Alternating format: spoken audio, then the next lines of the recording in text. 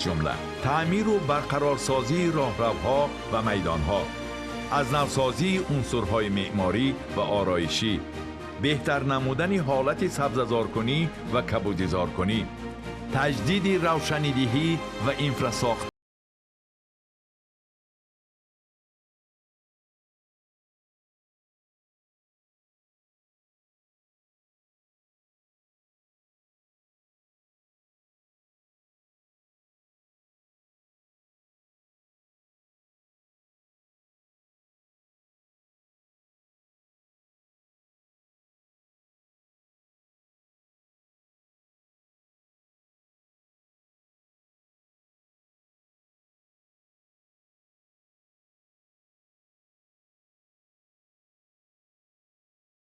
با مقصد ارجگذاری به خاطره گذشتگان و گرامی داشت قهرمانان ملت در سطحی بلند از نوسازی گردیده، نمود ظاهری و شرایط آن مطابق به طلبات معاصر کلاً تغییر داده شد.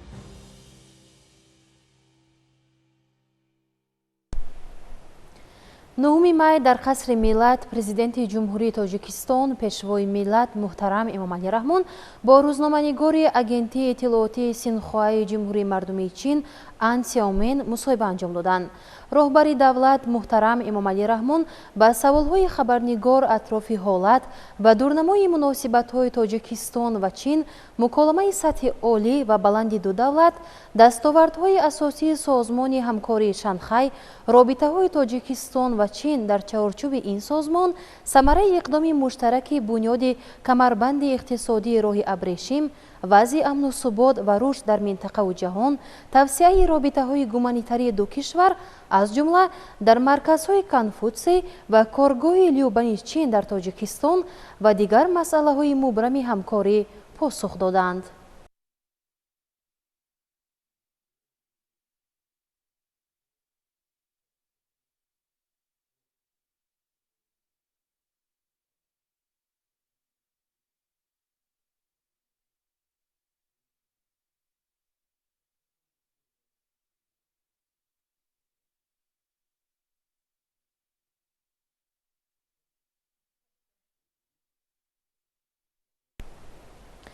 در شهر کولاب ستاد جمهوریابی با جلب قوه و واسطه‌ها و تکنیک و تجهیزات به تازه کردن خانه و حولی ساکنان و کوچه و محله‌ها مشغولند.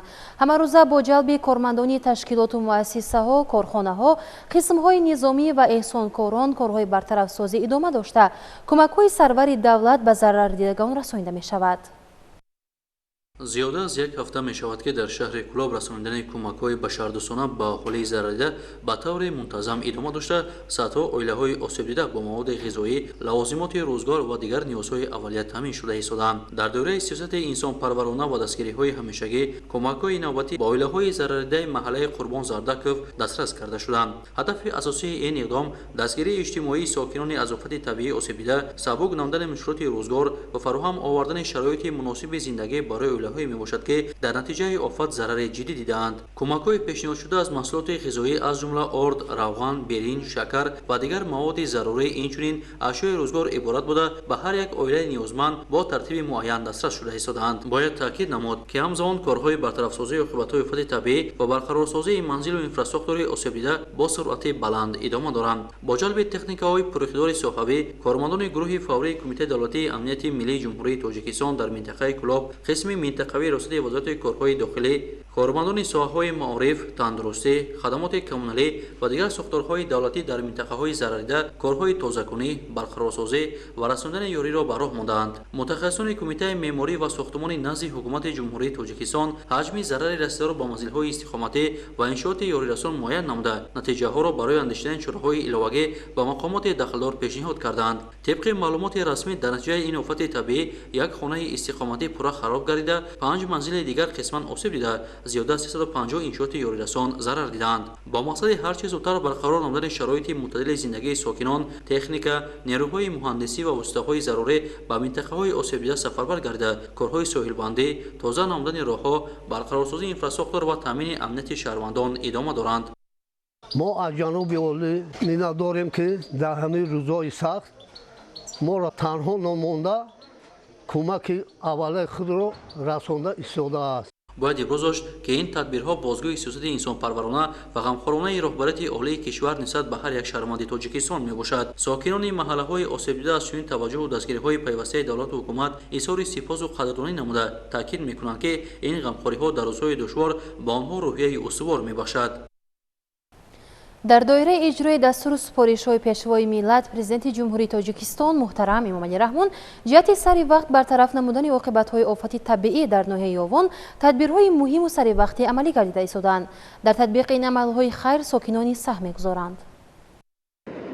در اساس نقشه چارابینی‌های مقامات اجرایی حکومت دولتی ناحیه یاون و در پیروی از سیاست انسان دوستانه و بنیادکارانه پیشوای معظم ملت محترم امامعلی رحمون امروز از جانب صاحبکار وطن دوست عبدالجمیل ستاروف برای برقرارسازی انشاءات از آفات طبیعی ضرر دیده در جماعت شهرک حیات نو مقدار معین مسئله ساختمانی از جمله سمنت، تخته، شیفر و دیگر لوازمات ضروری دسترس کرده شد. این اقدام خیرخواهانه در دایره تدبیرهای دستگیری اهالی از آفات طبیعی ضرر دیده عملی گردیده.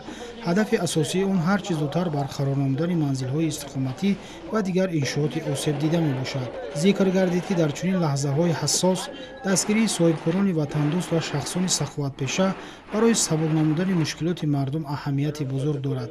ساکنان جماعت از این توجه و غمخوری اظهار قناعتمندی نموده اقدام صاحبکار محلی را نمونه بلند مسئولیت اجتماعی و حس وطن دوستی ارزیابی کردند. از جانب صاحبکار موفق ستاروف عبدالجمیل مقدار زیادی مسائل ساختمانی به جماعت شهرک حیات نو ناحیه یاون رسانیده شد. این اقدام گواه از پیروی صاحبکاران به پیشوای محبوب و معظم ملت است. این نشان می‌دهد که صاحبکاران ما امروز هر اقدام و تشبوسی که می‌نمایند جواباً به غمخوری‌های راهبر دولت است. با گفته مسئولان امروزها کارهای برطرف‌سازی عاقبت‌های آفات طبیعی در دهه‌های ضرر دیده با جلب ساختارهای دولتی، صاحبکاران و اهالی متشکلانه ادامه داشته برای هر چه زودتر به اعتدال آوردن وضع تدبیرهای مشخص عملی کرده ایستادند. همزمان تاکید کرده شد که چنین اقدام‌های خیرخواهانه در تحکیم روحیه همبستگی دستگیری اجتماعی اهالی و رشد کارهای آبادانی و سازندگی نقش مهم داشته برای باز هم تقویت یافتن همدیگر فهمی و همکاری جامعه مساعدت می‌نماید. مسئولان مقامات اجرایی حکومت دولتی ناحیه یاون ابراز می‌دارند که کارهای برقرارسازی تحت نظارت دائمی قرار داشته جهت هر چه زودتر برطرف نمودن ضرر رسیده و فراهم آوردن شرایط مساعد زندگی برای ساکنان تمام امکانیت‌ها سفربر کرده می‌شوند. در اساس نقشه چاره‌بینی‌های مشترک وزارت مدافع جمهوری تاجیکستان و مقامات اجرایی حکومتی دولتی شهر و ناحیه‌های کشور امروز در تمام گارنیزون‌های جمهوری با اشتراک نوسکران قسم و واحدهای حربی که در موسم نوبتی دعوت شامل قواهای مسلح مملکت گردیدند چاره‌بینی‌های تنتنوی قبول سوگند حربی برگزار گردید. چاره‌بینی مذکور با اشتراک سربازان قسم و واحدهای حربی وزارت مدافع در حدود گارنیزون دوشنبه در مؤسسه دولتی میدان استقلال و باغ غلبه پایتخت به شایسته و خاطرماند دایر کرده شد. گزارش همکسبانمان از ریاست اطلاعات و رابطه با جامعه وزارت مدافع جمهوری تاجیکستان. در میدان استقلال پایتخت عزیزمان شهر دوشنبه مراسم باشکوه سوگندیادکنی نوسکران دعوت بهاری سال 2026 در فضای تنتنوی و روحیه بلند وطن دوستی برگزار گردید. در این چاره‌بینی مهم حربی سیاسی معاون وزیر مدافع جمهوری تاجیکستان راهبریت مقامات اجرایی حاکمیت دولتی ناحیه اسماعیل سامانی شهر دوشنبه و هیئت فرماندهی قشون‌های زودعمل قواهای مسلح جمهوری تاجیکستان اشتراک نمودند. مراسم سوگندیادکنی با صدا دادن سرود ملی و وارد نمودن بیرق جنگی آغاز گردیده در قلب هر یک اشتراکچی احساس افتخار از وطن و احترام به ارزش‌های مقدس دولتداری را بیدار نمود.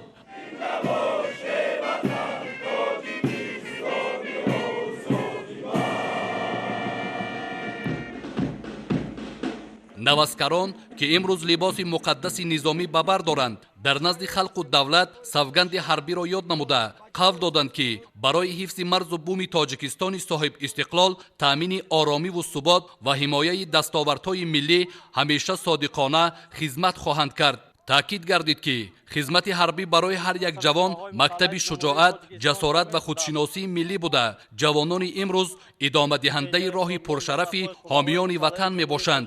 зикр карда шуд ки маҳз бо шарофати сиёсати хиратмандонаи роҳбарияти олии кишвар, пеш аз ҳама президенти ҷумҳурии Тоҷикистон, пешвои миллат муҳтарам Эмомалӣ Раҳмон ва таваҷҷӯҳи пайваста ба соҳаи мудофиа, имрӯз шароити хизмат ва таъминоти иҷтимоии хизматчиёни ҳарбӣ сол аз сол беҳтар гардида истодааст. дар идомаи чорабинӣ падару модарони сарбозон низ суханронӣ намуда аз шароити муҳайё гардидаи хизмати ҳарбӣ барои фарзандонашон изҳори қаноатмандӣ намуданд.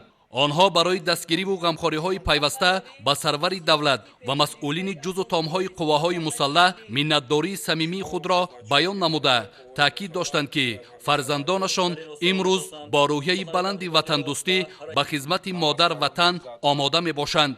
дар идомаи ҷамъомади тантанавии савганёткунии навазкарон маросими гузашти низомӣ ҳайати шахсӣ баргузор гардида сарбозону афсарони ҷавон бо қадамзании мутантан ва интизоми намунавӣ маҳорату омодагии баланди худро ба ҳозирин нишон доданд.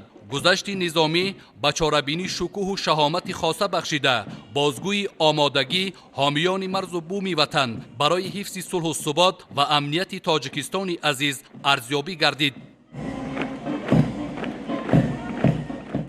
таърих исбот намудааст ки дар ҳама давру замон ҷавонони худогоҳ, хештаншинос, далеру ҷасур ва нотарс барои муҳофизати марзу буми ватан ҳамчун сипари боэътимод хизмат намуданд.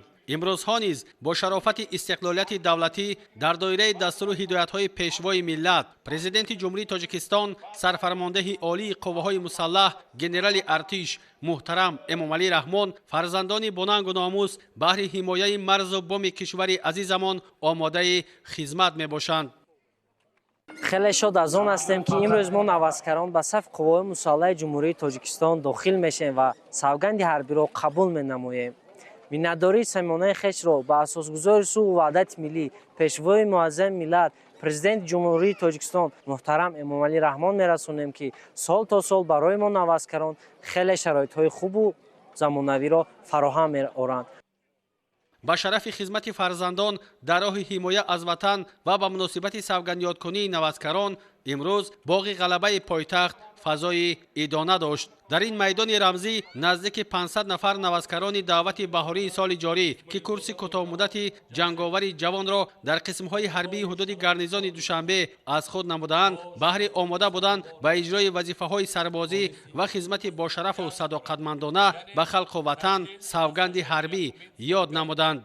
در چاره‌بینی مذکور مسئولین وزارت مدافعه، نمایندگان مقامات اجرایی حاکمیت دولتی شهر دوشنبه، کمیته کار با جوانان و ورزش نزد حکومت جمهوری تاجیکستان، سابقه‌داران قوه‌های مسلح، پدر و مادران و نزدیکان و پیوندان نوازکاران اشتراک داشتند. در قسمت اساسی چاره‌بینی با امر کماندانت حربی گارنیزون دوشنبه سربازان از قسم‌های حربی 16772 ستاد گنرالی قوه‌های مسلح جزو تام قوه‌های حربی هوایی و مدافعه ضد هوایی وزارت مدافعه اینچنین پالک تامیناتی و اداره‌کنی این نهاد قدرتی کشور در مرکز میدان برگزاری چاره‌بینی صف آراسته با ترتیب و طبق معیارهای پیش‌بینی نموده آیین‌نامه‌های عمومی حربی قوه‌های مسلح متن سوگند حربی را قرائت نموده تا ابد به خلق و وطن صادق بودنشان را ثابت ساختند. همینطور نوازکاران هر یک در نوبت خود نزد مهمانان سوگند حربی یاد کردند. آنها قول دادند که به سوگند یاد نموده خود همیشه صادق میمانند و همچون سربازان و جوانمردان صادق وطن به خلق و وطن و این مرز مقدس خویش صافدلانه و صادقانه خدمت میکنند. در واقع سوگند این عهده‌داری و مسئولیت شناسی هر یک شهروند بوده، آن اجرای طلبات و مسئولیت است که خلق و وطن در نزد ما میگذارد. خوشبختانه جوانان ما همچون پیروان اصیل پیشوای ملت امروز در صف جزو تام ارتش ملی و دیگر ساختارهای نظامی کشور درس وطنداری و مردانگی آموخته وظیفه مقدس و پرشرف خود را با مسئولیت بلند اجرا نموده ایستادند. ҳайати меҳмонон ва волидайни навазкарон зимни сухани табрикотии хеш аз дастгириҳои ҳамешагии президенти ҷумҳурии Тоҷикистон пешвои миллат муҳтарам Эмомалӣ Раҳмон бо хушнудӣ ёдовар шуда ба ҷавонони содиқу сарбаланд дар роҳи хизмат ба халқу ватан, садоқат ба президент ва ҳифзи манфиатҳои давлату миллат барору комёбӣ таманно намуданд. бо чунин рӯҳияи ватандӯстӣ ва муҳаббат ба ин марзи муқаддас ҷамъомади мазкур идома ёфта аз ҷониби сарбозони батальони қаравули фахрӣ машқҳои сафароӣ ё худ дефиле намоиш дода шуд.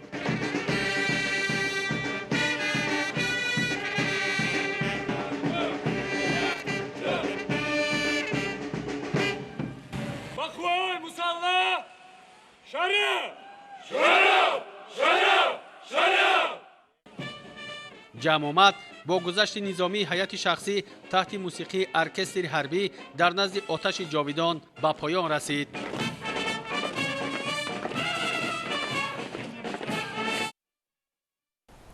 ҳамчунин имрӯз дар як аз қисмҳои ҳарбии қушунҳои сарҳадии Кумитаи давлатии амнияти миллии ҷумҳурии Тоҷикистон чорабинии бошукӯҳи савгандёткунии навдаватшудагон баргузор гардид. имрӯз дар қисми ҳарбии 01-04 қушунҳои сарҳадии Кумитаи давлатии амнияти миллии ҷумҳурии Тоҷикистон чорабинии бошукӯҳи савгандёткунии навдаватшудагони баҳории соли 2026 баргузор гардид. ин ҳамоиши тантанавӣ бо ҳисси баланди ватандӯстию ифтихори миллӣ ҷараён гирифт. зимни суханронии иштирокчиён аз нақши муқаддаси ҳифзи марзубуми ватан, эҳтиром ба арзишҳои миллӣ ва садоқат ба давлату миллат ёдовар шуда қайд намуданд, ки хизмати ҳарбӣ барои ҳар як ҷавон мактаби ҷасорату мардонагӣ буда сарбозон бояд бо ҳисси баланди масъулият рисолати муқаддаси худро иҷро намоянд. ман сержант Шукуров Давлатманд тӯли 1 сол 8 моҳ мешавад, ки дар сафи қувваҳои мусаллаҳи ҷумҳурии Тоҷикистон дар қушунҳои сарҳадии Кумитаи давлатии амнияти миллии ҷумҳурии Тоҷикистон адои хизмат намуда истодам. Навдаватшудагони мо тӯли 1 моҳ шуд, ки барои савганди ҳарбӣ тайёр диданд, омода шуда баъд аз савганди ҳарбӣ барои идома додани хизмати ҳарбӣ ба дидбонгоҳ сафарбар шуда хизмати ҳарбиро дар он ҷо идома медиҳанд. Бобоев Шарифҷон ба сафи қувваҳои мусаллаҳи ҷумҳурии Тоҷикистон дохил шуда барои садоқат ба халқи худ сарвари ҷумҳурӣ савганд ёд мекунам. маросими савгандёткунӣ дар фазои тантанавӣ баргузор гардида, навдаватшудагон савганди ҳарбиро назди парчами давлатӣ ва ҳозирин қироат намуданд. садои суруди миллӣ ва қадамзании мутантани сарбозон ба чорабинии шукӯҳу шаоматӣ хуса бахшид. дар ҳамоиш падару модарон ва наздикони сарбозон низ иштирок намуда аз дидани фарзандони худ дар сафи муҳофизони ватан ифтихор карданд. волидон ба роҳбарияти қисми ҳарбӣ барои фароҳам овардани шароити хуби хизмат ва тарбияи ҳарбӣ ватандӯстии ҷавонон изҳори сипос намуданд. من از فرزندای خودم فهمیدم فرزندای من که هستن ما مادرها خواهرها اینجا آرامی خواب میریم همینا هستن که فرزندای خلق ما تینج من منتداری بیان میکنم که به همه همین وزارت ها که همه فرزندای ما را میخه جاهای شرایط ناز کرده دادن از این خیالم از این زیاد نمیشود. از جناب عالی سوم نداریم که برای همین سربازان قسم سرحدی چنین شرایط مهیا نموده است. اما باوری داریم که به سوگند یادکاری خودشان صادق میمانند. дар фарҷоми чорабинӣ ба як қатор сарбозон ва фаъолон барои интизоми намунавӣ, иштироки фаъолона ва саҳми арзанда дар ҳаёти қисми ҳарбӣ ифтихорномаҳо ва сипосномаҳо тақдим гардиданд. чорабинӣ бо барномаи фарҳангӣ ва гузашти низомии ҳайати шахсӣ анҷом пазируфт. дар ноҳияи Данғара шӯрои ҳамоҳангсозии мақомоти ҳифзи ҳуқуқ баргузор гардид. дар шӯро муҳимтарин масъалаҳои вобаста ба фаъолияти соҳаҳои мухталиф баррасӣ гардида, оид ба пешгирии қонунвайронкунӣ масъулон вазифадор шуданд. гузориши ҳамкоронамон дар ин хусус. дар толори қасри фарҳанги ноҳияи Данғара ҷаласаи шӯрои ҳамоҳангсозии мақомоти ҳифзи ҳуқуқ баргузор гардид, ки дар он аъзоёни шӯро, роҳбарияти ноҳия, сардорони мақомоти суд, милитсия, амнияти миллӣ, нозирони минтақавӣ, роҳбарони донишгоҳу муассисаҳои таҳсилоти миёнаи умумӣ, имомхатибон, раисони ҷамъиятҳо ва дигар масъулону фаъолони ҷомеа иштирок доштанд. раиси шӯро, прокурори ноҳия камбудиҳои ҷойдоштаро дар ҳама соҳаҳо бо далелҳои мушаххас номбар намуда, ҷиҳати ислоҳу бартараф намудан вазифагузорӣ намуданд. ҳамчунин сабабу омилҳои афзоиш ёфтани вазъи ҷинояткорӣ дар ҳудуди ноҳияи Данғара дар се моҳаи аввали соли 2026 ва роҳҳои пешгирӣ намудани онҳо дар шуро баррасӣ карда шуд. таъкид гардид ки омӯзгорон, падару модарон ва аҳли ҷомеа бояд ҷиҳати таълиму тарбияи наврасону ҷавонон назоратро ҷиддӣ ба роҳ монанд. мақсад ва талаботи қонуни ҷумҳурии Тоҷикистон дар бораи масъулият барои таълиму тарбияи кӯдак низ он аст ки сифати таълиму тарбия беҳ шавад ва кӯдакон дар рӯҳияи ростқавлӣ, ватанпарастӣ ва инсондӯстӣ ба воя расанд. вобаста ба мавзӯи дигари ҷаласаи шӯро, вазъи иҷрои қонунгузории ҷорӣ оид ба пешгирии экстремизми динӣ, терроризм ва дигар равияҳои ифротгаро дар давраи соли 2025 ва 3 моҳи соли ҷорӣ бо ёдоварӣ аз қонунҳо ва стратегия дар самти муқовимат бо экстремизм ва терроризм изҳори нигаронӣ рафт. масъулини соҳа ҷиҳати назорати ҷиддии роҳу нақлиёт вазифагузорӣ шуданд. раиси ноҳияи Данғара низ бо ёдоварӣ аз ободкорӣ ва ҳадафҳои стратегии кишвар таъкид дошт ки ҷиҳати бартараф кардани камбудиҳои ҷойдошта чораандешӣ сурат гирад. дар хусуси муқовимат бо экстремизм ва терроризм зикр карда шуд ки бо назардошти вазъи ҳассос ва зудтағйирёбандаи ҷаҳони муосир ҳар як сокини кишвар ҳушёрии сиёсиро аз даст надода баҳри таҳкими ваҳдату осоиштагӣ ва рушду шукуфоии диёри хеш талош намоянд. аз рӯи натиҷаи таҳлилу баррасии мавзӯъҳои болозикр шӯрои ҳамоҳангсозии фаъолияти ҳифзи ҳуқуқи ноҳияи Данғара қарори дахлдор қабул кард ки дар асоси он аҳли маориф, нозирони минтақавӣ, имомхатибон, раисони ҷамъату маҳаллаҳо ва шахсони фаъоли ҷомеа вазифадор шуданд ки ҳамаи нерӯ ва имкониятҳои худро ба он равона созанд ки корҳои оммафаҳмонӣ вобаста ба шарҳу тавзеҳи қонунҳо бештар ва таъсирбахш бошанд то ҷинояткорӣ дар байни ноболиғон пешгирию муқовимат бо экстремизму терроризм пурзур гардад ва истифодаи сариштакоронаю пардохти саривақтӣ ҳаққи истифодаи қувваи барқ дуруст ба роҳ монда шавад. агентии обҳавошиносии кумитаи ҳифзи муҳити зисти назди ҳукумати ҷумҳурии Тоҷикистон аз ноустувор гардидани вазъи ҳавои кишвар хабар медиҳад. тибқи иттилои агентӣ 2 рӯзи оянда дар як қатор шаҳру ноҳияҳои ҷумҳурӣ боришоти шадид ба амал омадан хатари сар задани сел вуҷуд дорад. рӯзҳои 10-11 май дар бешари қаламрави ҷумҳурӣ ба истисно аз минтақаҳои шарқии вилояти мухтори кӯҳистони Бадахшон ҳавои ноустувор бо боришоти борони хусусияти селӣ дошта ва ба амал омадани раъду барқ пешгӯӣ мешавад. тибқи иттилои агентии обҳавошиносии кумитаи ҳифзи муҳити зисти назди ҳукумати ҷумҳурии Тоҷикистон боришоти нисбатан шиддатнок ва сар задани зуҳуроти сел дар шаҳру ноҳияҳои Душанбе, Варзоб, Ҳисор, Рӯдакӣ, Ёвон, Ваҳдат, Файзобод, Рашт, Нуробод, Тавилдара, Лағш, Панҷакен, Данғара, Восеҳ, Балҷувон, Темурмалику Кӯлоб, Ховалингу Муминобод, Шамсиддини Шоҳин ва Дарвоз дар назар аст. дар ин рӯзҳо бо сабаби ба амал омадани боришот дар дарёҳои Зарафшон, Оби Хингоб, Вахш, Ёхсу, Қизилсу ва дарёҳои аз нишебиҳои ҷанубии қаторкӯҳҳои Ҳисор ҷоришаванда баландшавии сатҳи об аз эҳтимол дур нест. агентии обҳавошиносии кумитаи ҳифзи муҳити зисти назди ҳукумати ҷумҳурии Тоҷикистон ба шаҳрвандон тавсия медиҳад ки дар чунин вазъи ҳаво тадбирҳои эҳтиётӣ андешанд. саноат содирот бонк бахши